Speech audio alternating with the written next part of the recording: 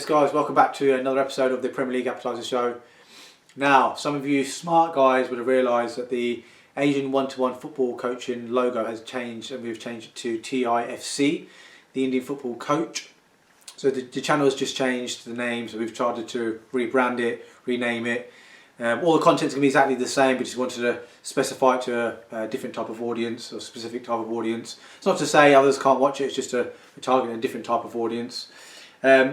Have a look at the banner that we've designed and the logo, etc. Let me know in the comments what you think. If it's positive, good, better, worse, whatever it may be. We might still tinker with it going forward. On today's episode, we're going to be doing all the good stuff that we normally do on the Premier League Appetiser show. So we're looking at all the other news that's been will be over the last 2 weeks now, because we've had the international breaks. We'll be touching on some international fixtures as well, and some nations that have done well. Loads of news in the other news. We're going to be touching on game week 8 results, and also Indy versus rest of the world results on that. And then we'll look at game week 9 fixtures as well. So there's loads of stuff to discuss in other news. So a couple of things just to mention. A few contract renewals. So Pedro Neto from Wolves has signed a contract extension there. Young, exciting left winger, Portuguese player. So he's signed a contract extension. And then Orlando Romero from Southampton, centre midfielder, is also signed a contract extension at Southampton. So that's good news for Southampton. Him and Ward-Prowse, good sort of partnership in there. So that's some new contract issues. Some negative news, if you like, going into. So that was your positive news, guys. There's not much of it in terms of the other news. And then the negative news is there's an article or some news headlines that have made about former FA chairman Greg Clark. So he's resigned because he's made some comments referring to, he referred to black players as coloured, which is obviously particularly incorrect, especially in this sort of modern generation and sort of 2020 generation, if you like. I also made comments about South Asians as well, and women in football as well. Some negative comments about that as well. I won't go into it too much, but the comments he made, he recognised he made a mistake. It was all to do with he did a Zoom call, if you like, with some powers that be in the government, talking about football, etc. What things they're trying to improve, all them kind of things. There's loads of things on the agenda. Slip of the tongue, whatever it may be. He said what he said. A few hours later on, he recognised it. He's actually pulled up a minute later by one of the people in government as well, saying you've referred to as black people as coloured, and he apologised for it. He didn't mean to do it. He said something about he used to work in America and that's how they refer to black people over there, which obviously now he's in the UK. It's different terminology over here. Nevertheless, he resigned about 3 hours later on with sort of the FA. He had no choice really, to be honest with you. So that's some negative news. There's been loads of news about COVID-19. The latest round of testing, there's been 16 positive cases, plus the Salah and the El Neni ones that happened afterwards, and Kolasinac as well. We'll touch on Salah a bit more actually. So he's had 2 positive tests, and to this day we don't know how it's going to work, if he's going to miss multiple games for Liverpool, is he going to have to self-isolate when he comes back into the country? Is he back in the country? I don't know.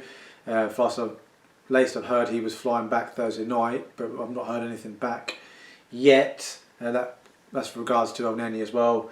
So yeah, he's sort of the main player that we know of that's sort of tested positive. Slaven Bilic has come out and said there's a couple of players that have tested positive for coronavirus out of the bracket of 16 players, so they're going to miss the game against Man United. Guys, this is like a continued theme every week. We speak about it. The cases, players are going to miss, whether it's 1 week, 2 weeks, whatever it may be. It's going to continue throughout the season, I suspect. So yeah, that's the sort of a theme that's going to be happening. Injuries. So injuries, there's been obviously some negative injuries in terms of mainly British players, if you like. So Sterling picked up an injury whilst I don't know if it was the last game of Manchester City or international duty, but he didn't play for England at all. Ben Chilwell, he came off in his first appearance for England. Did continue as part of the squad for the rest of the sort of remaining part of the campaign. Didn't play any more minutes, but he's touch and go. Rashford, he didn't play at all. I think he injured his shoulder/back in the last game against Everton before the international break.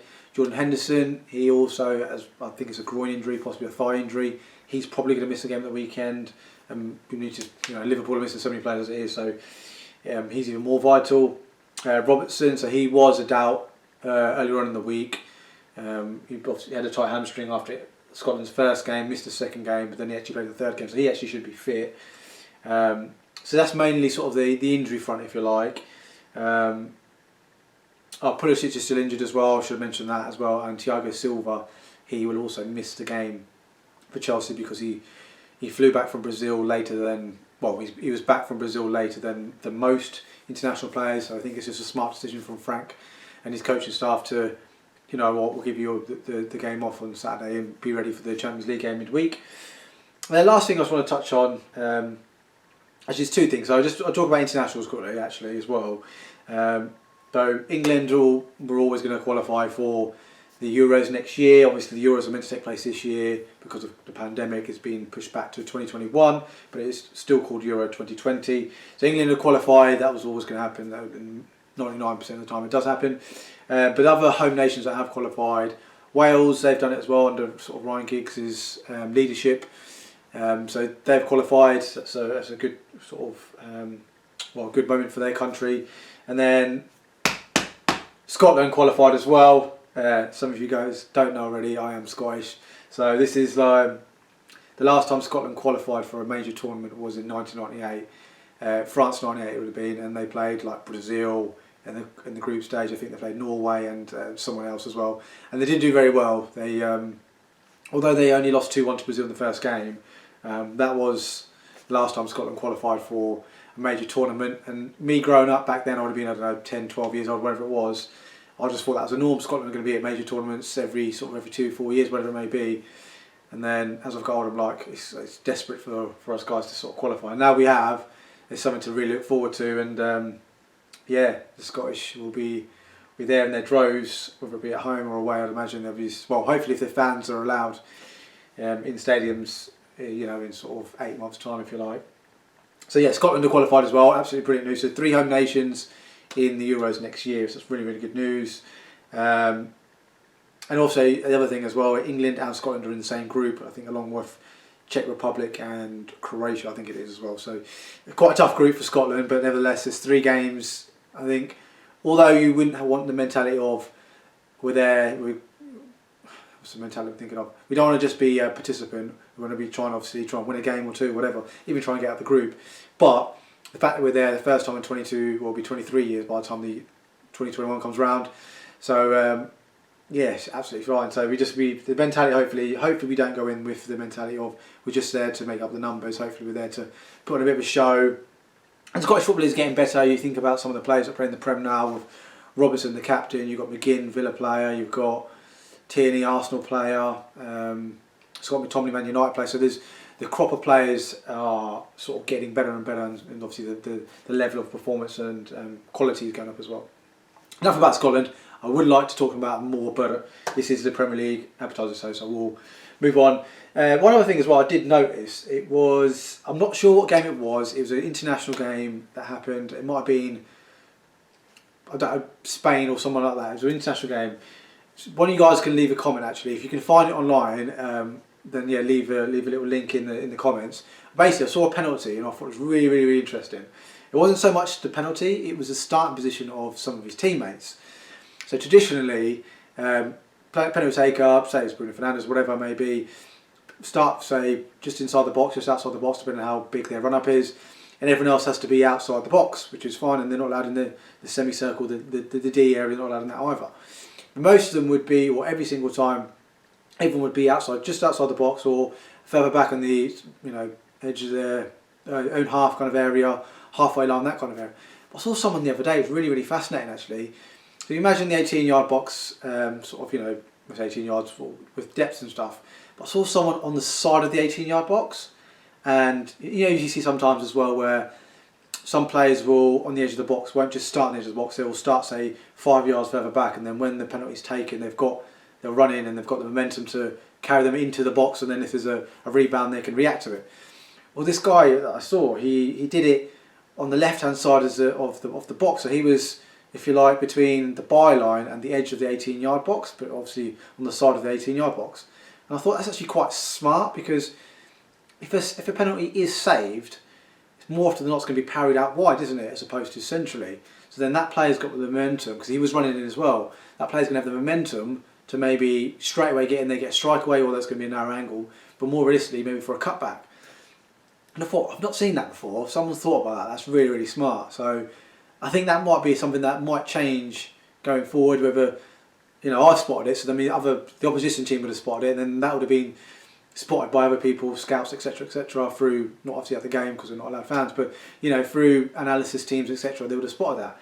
I thought that's really, really interesting. So yeah, let me know what you think to that, guys. If that's a clever thing, if someone trying to outsmart the system, if you like, or overcomplicating it, or what, I don't know. But I thought it was actually really clever, and I personally would probably encourage, if I was coaching a team or managing a team, I would encourage a player on either side of the 18-yard box to be that way. You don't want one side and then just running in and not the other, because then the keeper will probably have an idea of where the ball's going. Although you could say it's reverse psychology.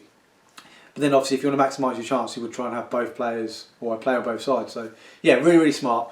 Right, I won't talk about that anymore. Let's move on to game week 8 results. So we'll just move on to those.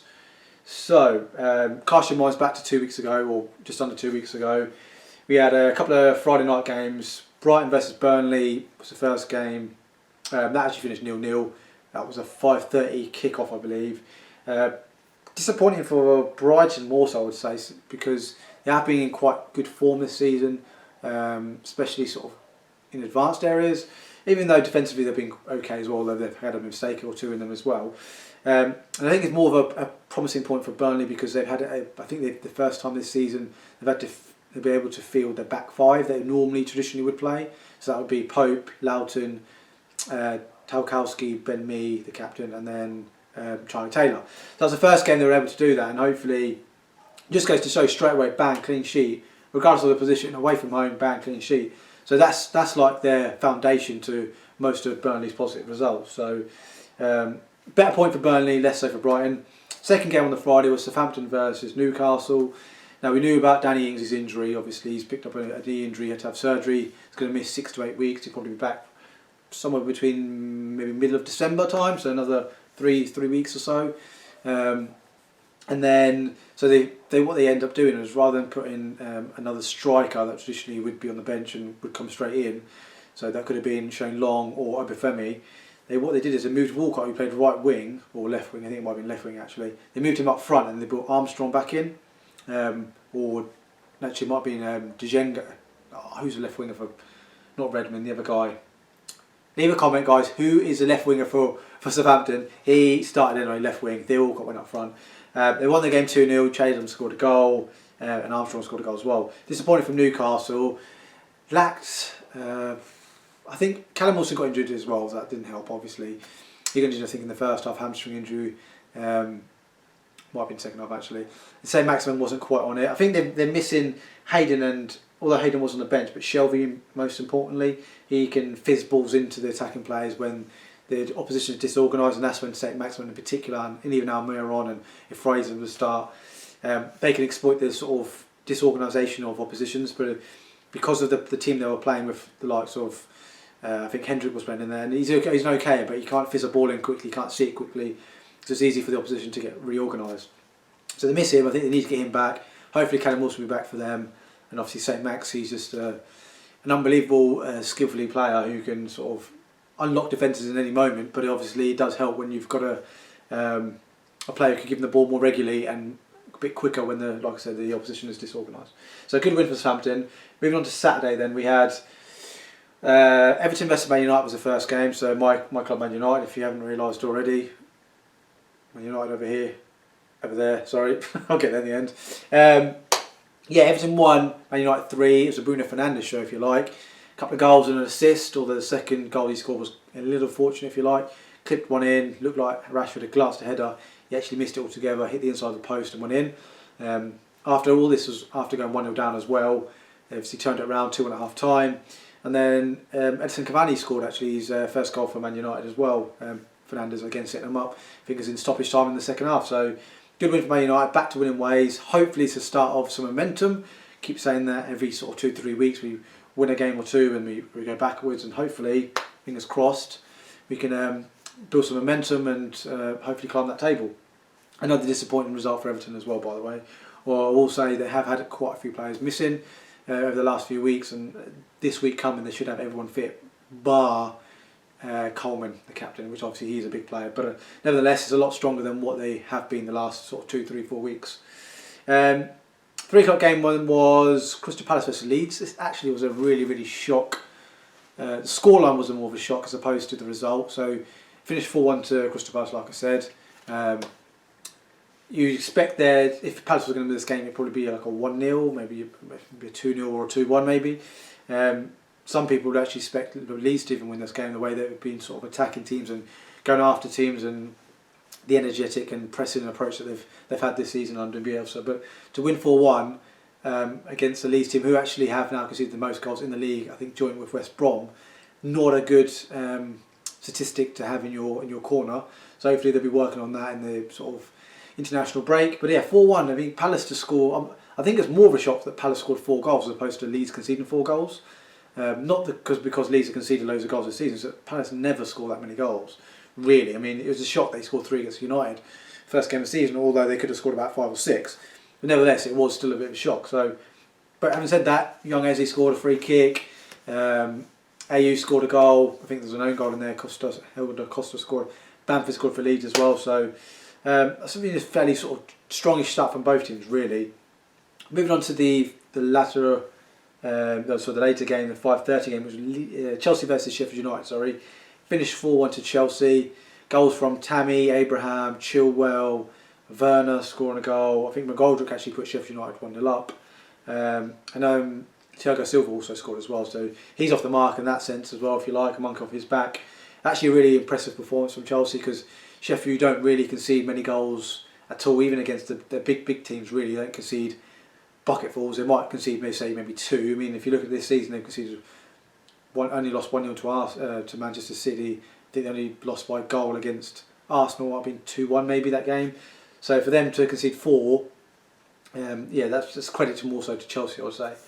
So yeah, they keep the sort of the momentum going, and they're attacking players, especially Werner and Abraham, and you've got other players, Ziyech as well. He actually had a really good game in this game. All clicking as well, so it's looking really good for them. And then you had West Ham versus Fulham, finished 1-0 to West Ham. So I'm just going to fast forward straight away to literally the 90th minute. Souček actually scored a goal. It wasn't with his head, surprisingly. It was actually from a strike from the inside the box. That was in about the 90th minute, maybe 93rd minute. 1-0, you expect bang, 1-0, they're going to win the game, brilliant. And they did go on to win the game 1-0. But Fulham actually had a chance to equalise in about the 97th minute. They actually won a penalty, and Lookman took it ahead of Mitrovic. I think Mitrovic might have had cramp, so he didn't take it, or he took it off him, I'm not sure exactly. But he took the penalty, he took a Panenka, and it looked really when these Panenkas don't come off, they look ridiculously stupid. Obviously, if they do come off, then you look like a class act, and everyone says everyone admires your bravery and courageousness to take that on, But yeah, anyway, he went for a Panenka, and it was just an absolute dolly for Fabianski. I like to think there's a lesson to be learned here for Lookman. He's only a young lad. Either don't take the ball away from Mitrovic because he's your main threat, or if you are going to take penalties in the future, you've got to be 100% sure you're going to score. Maybe know your goalkeeper as well, because Fabianski, from what I've heard, he's one of the penalty takers who stays on his line. Not on his line, sorry, his movements of going either way is a lot later than some, so maybe he hadn't done his research in that sense. Moving on to Sunday then, we have the early game first, which is West Brom versus Spurs. Finished 1-0 to Spurs away from home. It keeps Spurs' momentum going as well. A clean sheet, which is very welcome for Jason Mourinho and his boys. Harry Kane actually scoring the goal, a header from, I think it's quite late on, maybe the 85th or beyond. So yeah, a late sort of nick of win, if you like. Spurs weren't quite out the races. Nevertheless, when you win a game like Spurs did, it's a sign of a good team, as people say. If you're winning games when you're not playing well, that's a good omen, if you like. You could argue that with the last 3 games Spurs have played in the league, they've won the last 3 by the odd goal. Brighton the week before and Burnley the week before that. They haven't been at the best in any of them games, and they've won them all. So again, it could be a sign of a good team. It could just show that maybe Mourinho's getting that momentum, the grittiness that he desires in his teams to find a way to win a game of football. Leicester versus Wolves, this finished 1-0 to Leicester. Vardy actually scored a penalty but also missed a penalty in this game as well. Quite embarrassing really, because not the penalties, just the decision of the penalties. The first one, Chowdhury was taken down, that was a penalty, that was fine. But it was, I think that one was missed, and it was disappointing from obviously Vardy and Vardy fans, if you like. There's a second one that was given, or it might have been the first, I'm not sure which round it was. But I think it might have been someone like Dennis Pratt crossed the ball in. It hits Kilman from like 3 yards away, hits his arm, and obviously the new law of the game is providing. I don't even understand it, to be honest, because there's so many different. I do understand it, but I just don't want to go into everything. But there's so many different like grey areas, whether it could be handball or not handball, and also like different permutations in terms of like direction of the ball, the flight of the ball, the speed of the ball, the distance between both players. Was the player outstretched? Was he not? Was his arms like tucked in? There's so many different sort of things you've got to think about. And I'm glad I'm not the fourth official or a linesman or a referee to give that decision. So, yeah, so that was kind of the main talking point, if you like, from that game.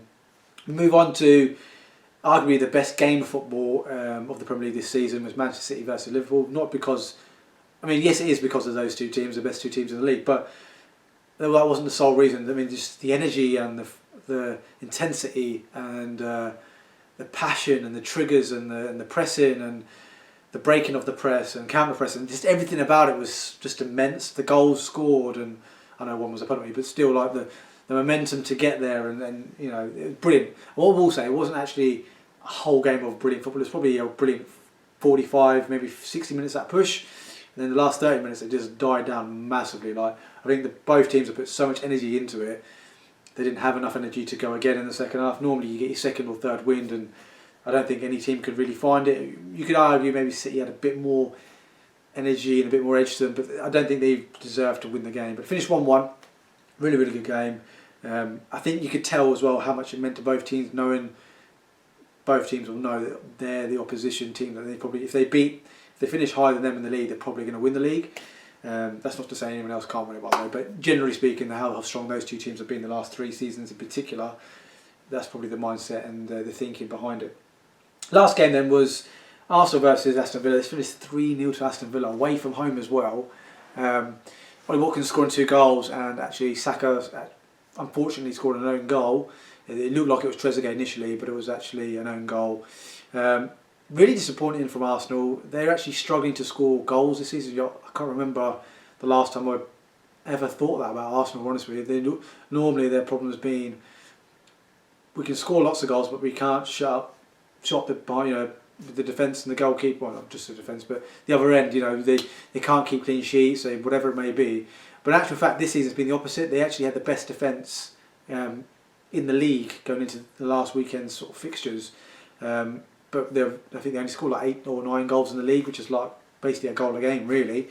So yeah, 3-0. It's obviously brilliant for Aston Villa's point of view, but it's really disappointing from Arsenal. Hopefully they can kick on. And the next fixture they have. So we'll actually move on to game week 9 fixtures now.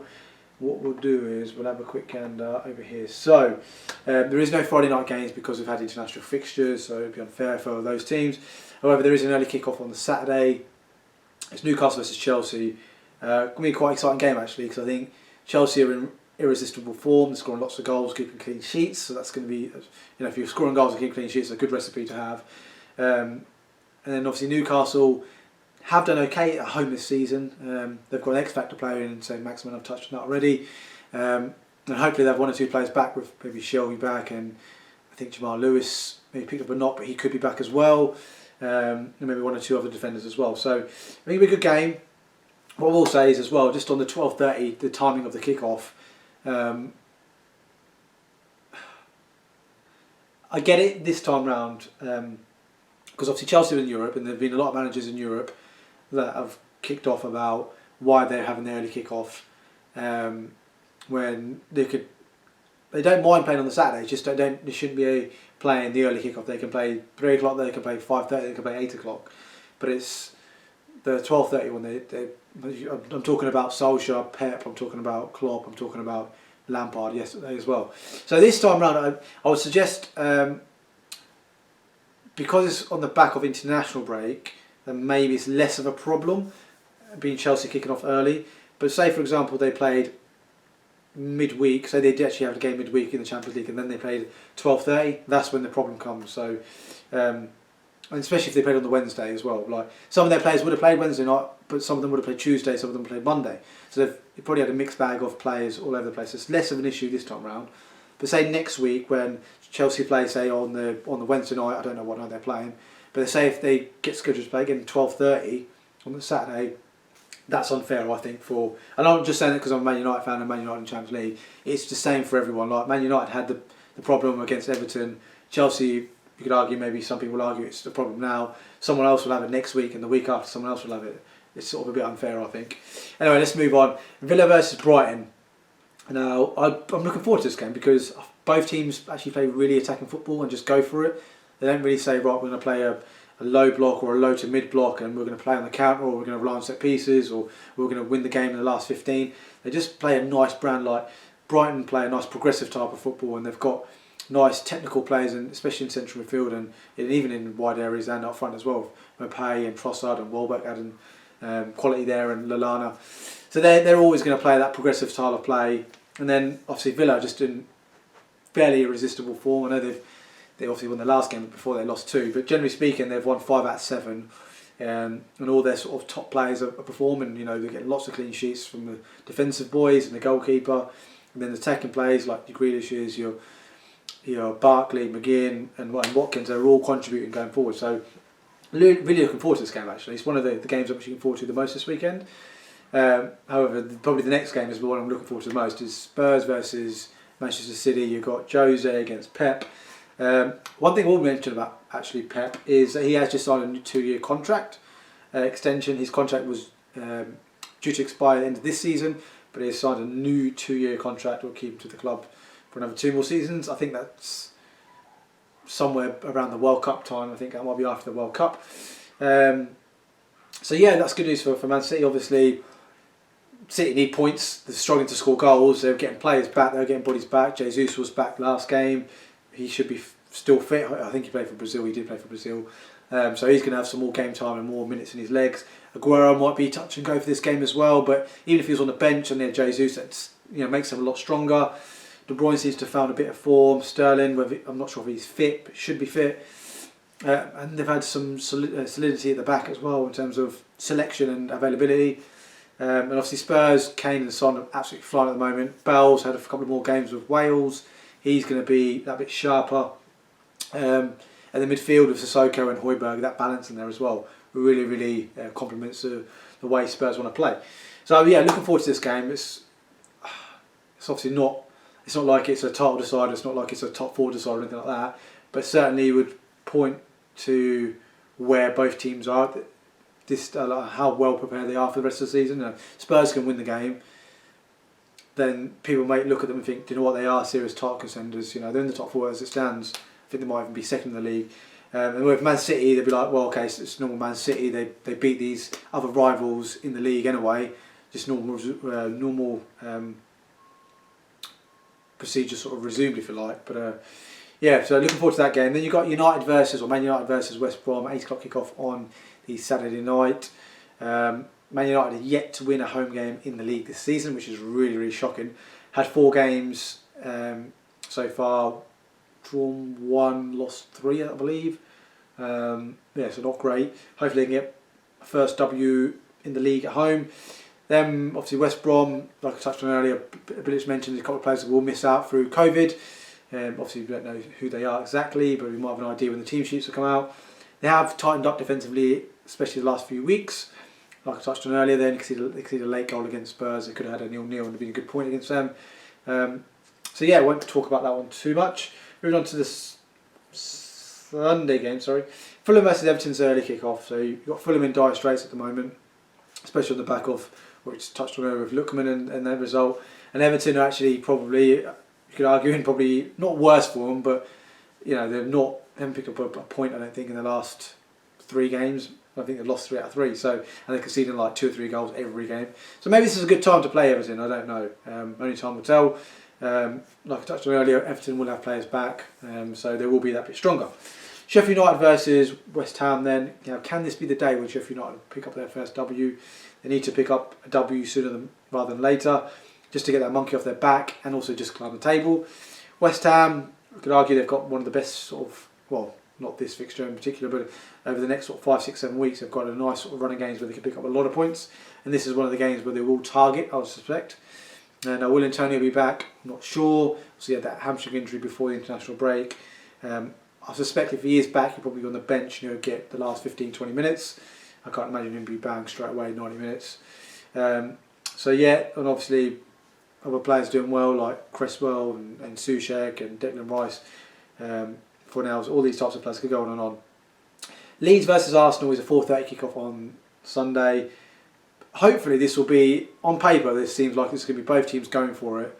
And hopefully that will be the case. Hopefully it won't be a cagey affair, although Arteta has been known to nullify opposition and be tactically very astute. Not that I wouldn't expect that, but it's very evident when you watch his games. He's very tactical, very strategic in his manoeuvres and his movements in terms of setting up for the press and the triggers for the press, all them kind of things. So will he go toe to toe with Bielsa's team? Will he shock us and say, right, we'll play a more of a defensive style this game and hit them on the counter attack? I don't know. This is going to be a fascinating game in that sense from a tactical point of view, I think. 7:15 kick-off on the Sunday. Liverpool versus Leicester. So you've got third versus first in the league. Liverpool are in dire straits at the moment in terms of injuries. They could have a fresh back five, should I say. They won't actually think about it because Robinson is fit. They'll say Alisson, James Milner, Matip, maybe a youngster, maybe Fabinho, I don't know. Then you'll have Robertson, which is obviously nowhere near the levels they've had the last, say, 2 years. Henderson's going to be missing, so will Thiago come in? He could be missing as well.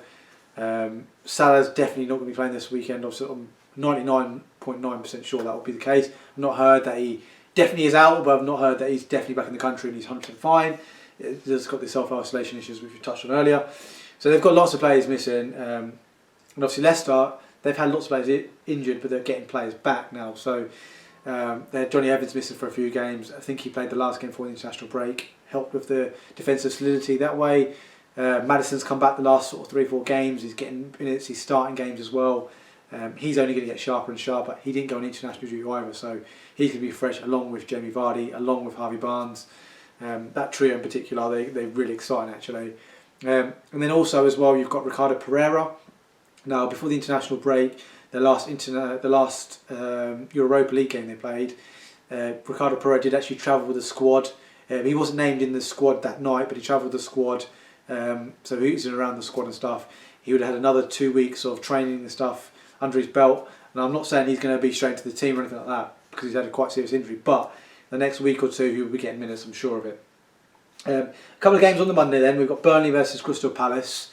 Now, a lot of people will say that this is going to be, you could argue, the two most defensive teams in the league. So you've got 0-0 written all over it. Now that might be true. Yes, you could see that. And I wouldn't bet against it, if I'm totally honest, if I was a better man. But generally speaking, you have got two defensive style coaches. Not necessarily play that way all the time. But this is an irregular season, so something dramatic might happen, I don't know. I have to watch this space on that one. So that's the early kick-off on the Monday. The late game is Wolves versus Southampton. Two teams actually in good form this season, in and around the European positions at the moment. Don't really need to talk about them too much, other than we know what we're going to get with them. Wolves are going to be strong defensively. They'll rely on the last sort of 15-20 minutes or the second half to try and hurt the opposition. Southampton are going to be in your face, pressing you 100%. All the time. Redmond, Ward-Prowse if he's fit, Che Adams, all these types of players in your face, 100 mile an hour all the time. The defence normally playing a high block as well, just sort of squeezing the game. So it's going to be an interesting game. Maybe actually, if Southampton do play with a sort of trying to squeeze the pitch, if you like, and play that high line, maybe it's a game for Traore. But we don't know. So yeah, they're the fixtures for game week 9. What we'll do next, we'll run on to Indy versus the rest of the world. So, game week 8. So yeah, we had, what we'll say is actually, we'll touch on game week 7. So obviously, I won't say the results because we spoke about it already, but if you remember rightly, I played someone called Suk. So when I got his predictions, he sent them over to me, and he showed his son, well, one of his son, Kirat, and he was like, "Oh my God, what the results have you got there? They're like ridiculous. You shouldn't have gone for them. They're too outrageous, or outlandish, if you like." And so Suk gave him some verbals, but he's like, "Well, see if you can do any better." So then he messaged me saying, "Right, Kirat's give me some verbals. Can he get involved?" Basically, so I fast tracked him. I put him in the week after. So basically, the game week 8 is Suk's son versus. So he's going to be representing the rest of the world against myself. And two things basically he was hoping for that. Well, one thing I was hoping for that I could beat him, so we could sort of teach a young'un, know your role, and also father and son kind of opportunity as well. So that's what Suk said to me. He goes like, make sure all I've got to do is make sure I beat him. So we'll dive into the results. So Suk scored 11 the week before, just so can Kirat beat 11? We're going to find out. So where are we? So I'll go for my results to start with. So I went for Brighton to win 2-1. He went 2-0. It's obviously finished 0-0, no points. Southampton Newcastle. I went for a Newcastle to win this 2-1. I thought the Danny Ings effect would be too much. It wasn't the case. He actually went for a 2-1 win for Southampton, so he picked up 2. Not good stuff for me. Everton versus Man United. I went for a Desmond, another 2-2. I do like a Desmond this year. He went for Everton 3-0, so he proper was like digging throwing a little jab in there. He's a Liverpool fan as well, by the way, guys. So neither of us picked up any points there. Palace versus Leeds. I went for a 1-1. He also went for a 1-1, so 0 points apiece. Chelsea versus Sheffield. I went for 3-0. He went for 1-0. Chelsea both picked up 2 points. West Ham versus Fulham. Both went for 2-1 West Ham. Finished 1-0 West Ham, so another 2 points apiece. West Brom versus Spurs. I've gone for a 2-1 Spurs win. He's gone for a 3-0 Spurs win. So both again pick up another 2 points. So ticking along quite nicely. Leicester versus Wolves. I've gone for 2-1 Leicester. He has gone for a 1-1 draw. So I've picked up 2. He's picked up 0. So I've clawed that 2 back if you like. Going to the last couple of games, and I've gone for Man City 2, Liverpool 2. He went for a 2-1 Liverpool win. I thought he'd go for a Liverpool win, and he has. Finished 1-1, so I picked up 2 points. He's picked up 0. So if you're mathematicians and you're working it out as we're going along, I am 2 up with 1 game to go. The last game I've gone for an Arsenal 2-1 win against Aston Villa, and he has pulled out something out of the bag. He went for a Villa 2-1 win. So he's picked up 2, I picked up 0. So for the week, I've scored 10. Kirat has scored 10. So from my point of view, just I couldn't beat him on the weekly score, if you like. But from my father and son's point of view, son has lost and father has come out on top. So Suk was very thankful that he be able to edge and sort of teach a young'un a lesson or two. So that brings the cumulative scores to Indy 83 and the rest of the world. So yeah, Indy 83 and the rest of the world 92. So still 9 points in it. I didn't lose any ground, which is a good thing. Still loads of games to go, guys. I'm still pretty relaxed about it. If it was like this with 5 games to go, then I'll be like, okay, I need to put some outlandish results in there. But yeah, that's the situation for now. Nothing else to really discuss on this episode, guys. Discussed everything already. Leave a like, leave a comment. If you're new around here, subscribe to the channel. Hit the notification bell as well, and you'll get loads of new content coming your way. Yeah, we'll see everyone next time round. One thing I will mention as well, there is no more international breaks up until March now, so there's going to be loads of game weeks, loads of videos coming out. So yeah, it's even more reason to subscribe to the channel, and you'll get more videos and more content coming your way. I'll see everyone next week.